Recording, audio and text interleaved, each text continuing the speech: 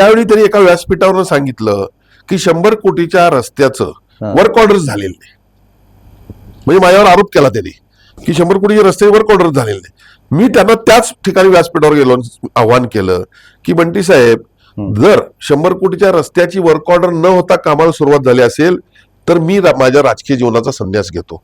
आणि जर work order होऊन कामाला सुरुवात झाली असेल तर तुम्ही जनतेशी खोटं बोलत आहात, तुम्ही तुमच्या राजकीय जीवनाचा संन्यास घ्या. हे खोटं बोलणे त्यांच्या रक्तात आहे. तुम्ही ज्यावेळी त्यांना बाबा आव्हान दिलं की बाबा तुम्ही वर्क ऑर्डर झाले मी दाखवतो तुम्हाला, आणि जर मग ते आव्हान त्यांनी स्वीकारलं का, त्यांनी बघितलं का, त्यानंतर काय झाली का घडामोड? त्यावेळेला काय बोलायचं नसतं, कारण आपण पकडलेलो असतो.